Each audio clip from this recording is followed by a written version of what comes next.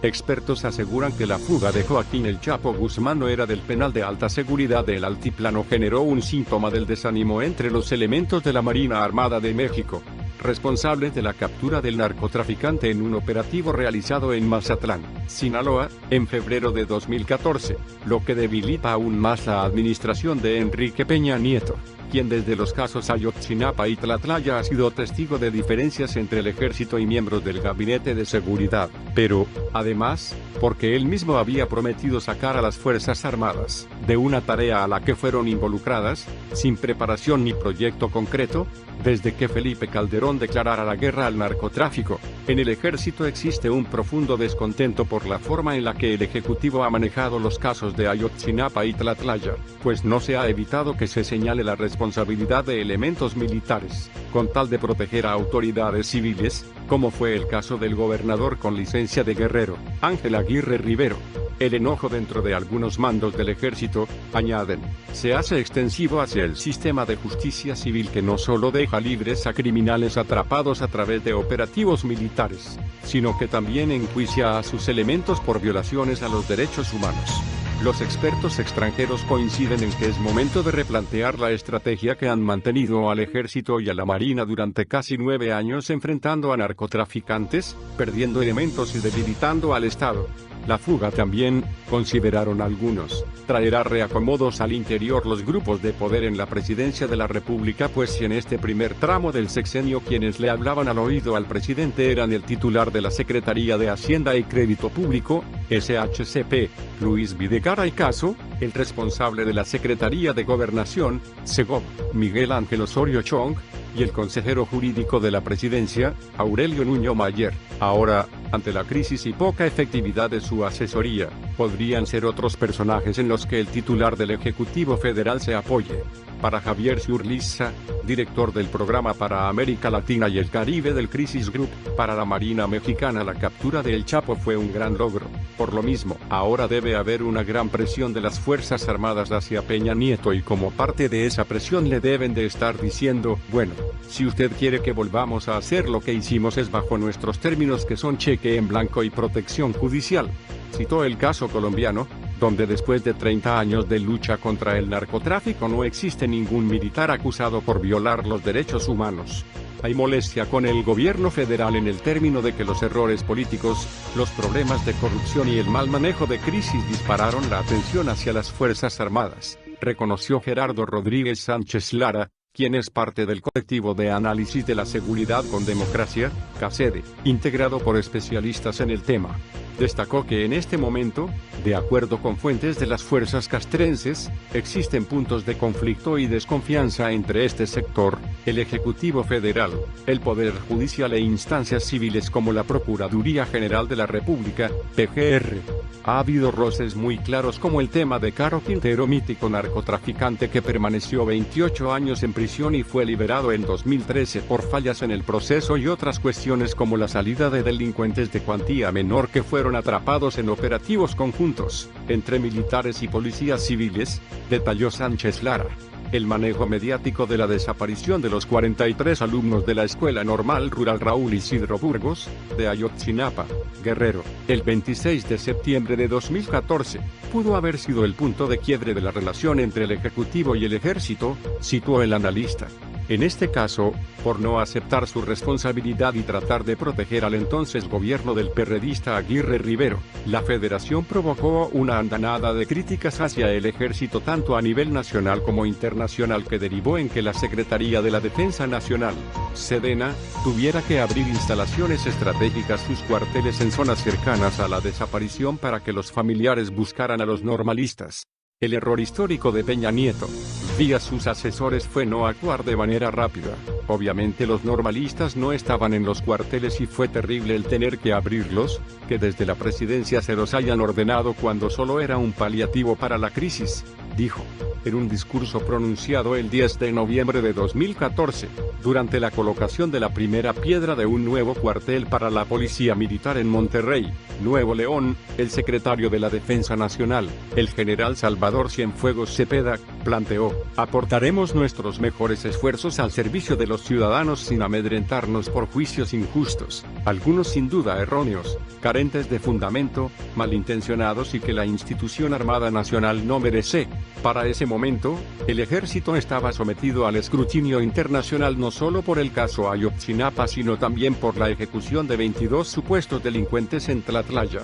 Estado de México, el 30 de junio de 2014, unos meses antes de la desaparición de los normalistas en Iguala, Guerrero. La Procuraduría General de la República, entonces a cargo de Jesús Murillo Caram, había consignado a 3 militares por la ejecución de los civiles por uso excesivo de la fuerza. Fueron acusados de homicidio en primer grado. Las Fuerzas Armadas suelen ser reacias a tener que responder a acusaciones hechas desde fuera de su propio mecanismo de la justicia militar, o para ver a su personal en los tribunales civiles. Pero México es una democracia lo suficientemente madura como para resolver estos problemas a través de medios institucionales. Las tensiones que aparecen cuando el personal militar enfrenta cargos vinculados a tareas de seguridad interna, como en el caso de Tlatlaya, ponen de relieve lo importante que es para el país reducir su dependencia de las Fuerzas Armadas, advirtió Anto con acento circunflejo Sampaio, analista del International Institute for Strategic Studies, IS, por sus siglas en inglés, de Londres. Aunque en el caso de Tlatlaya, Sánchez Lara admitió que puede haber un poco más de responsabilidad del ejército, afirmó que situaciones como esta se registran porque algunos gobiernos estatales no cumplen con sus responsabilidades en materia de seguridad tanto en sus planes de acción como en el ejercicio de sus presupuestos, lo que obliga a que sean los militares quienes asuman esas funciones, además de la lucha contra el narco. Ante este panorama, expresó hay una molestia fundada del secretario de la Defensa Nacional sobre la falta de responsabilidad de algunos gobiernos estatales por su inacción y por haber permitido la infiltración de la delincuencia en sus cuerpos de seguridad. Signo de interrogación abierta. ¿De qué gobernadores estamos hablando? Hay casos donde los estados fracasaron en su estrategia de seguridad, estamos hablando de que prácticamente es la mayoría de los gobernadores. Aseguró que entre algunos gobernadores existe ya el sentimiento de que si no pueden controlar los problemas de seguridad y justicia, si entran en crisis,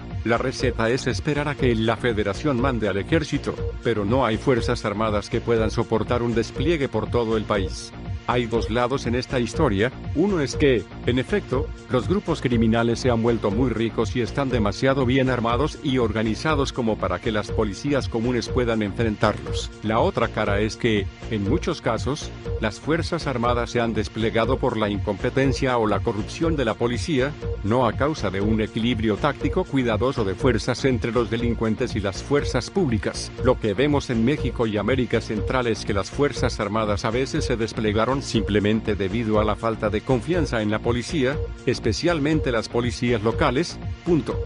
El problema es que este tipo de desconfianza está ocurriendo con demasiada frecuencia, y las Fuerzas Armadas están siendo desplegados por largos periodos de tiempo y en varios lugares a la vez, coincidió el analista del IS. En este sentido, el analista del IS afirmó que un país que utiliza al ejército y a la marina durante un largo periodo para el combate a la delincuencia común puede enfrentar un severo impacto en la confianza de la población en la capacidad que tiene el Estado para brindarle seguridad. Las Fuerzas Armadas no están capacitadas para atender las necesidades y problemas civiles todos los días, porque su formación es adentro de los cuarteles. Su operación por un largo periodo de tiempo envía el mensaje de que las autoridades son incapaces de dar estabilidad y regresar al país a la normalidad, pero también se abre una distancia entre el Estado y la sociedad. La lucha contra la violencia criminal, afirmó, requiere flexibilidad y una cuidadosa selección de herramientas de seguridad. Estrategia fallida. El 11 de diciembre de 2006 el entonces presidente de México, el panista Felipe Calderón Hinojosa, anunció que para terminar con la violencia generada por los cárteles del narcotráfico serían los militares quienes combatirían a los grupos criminales. La primera entidad en la que inició el operativo fue Michoacán, donde entonces operaba la familia michoacana, que posteriormente dio pie al surgimiento de los Caballeros Templarios. El número de soldados muertos entonces hasta febrero de 2014 se estima en más de 400, según distintos medios de comunicación. Desde todas las perspectivas, la decisión de Calderón Hinojosa, que continuó con Peña Nieto, solo ha dejado como saldo miles de muertos y desaparecidos, sin que la violencia muestre una reducción significativa. del 2 de abril de 2007 al 24 de mayo de 2013. De acuerdo con la información disponible en el portal de la Sedena, el Ejército ha recibido 117 recomendaciones por parte de la Comisión Nacional de Derechos Humanos, CNDH. Daniel Gómez, un ex agente del Departamento Antidrogas de Estados Unidos, la DEA, comparó que durante los primeros 8 años de la guerra contra las drogas 80.000 personas fueron asesinadas en México. Durante la intervención de Estados Unidos en Vietnam, 58.000 estadounidenses fueron asesinados en 10 años. El secretario de Gobernación de México, Miguel Ángel Osorio Chong, reconoció en febrero de 2013 un número aproximado de 70.000 muertos a consecuencia de esta decisión. Sampaio advirtió que la estancia prolongada de las fuerzas militares aumenta el riesgo de uso excesivo de la fuerza con consecuencias impredecibles y a veces trágicas. Uno de los principales saldos es el hecho de que el país está perdiendo su inteligencia militar, estratégica para la defensa de cualquier nación, pero el riesgo más importante, desde su óptica, es que esta guerra desvía la atención sobre los cambios que se necesitan para construir una estructura que permita una eficiente aplicación de la ley. El país no debe perder el foco de la construcción de instituciones más fuertes y menos corruptas,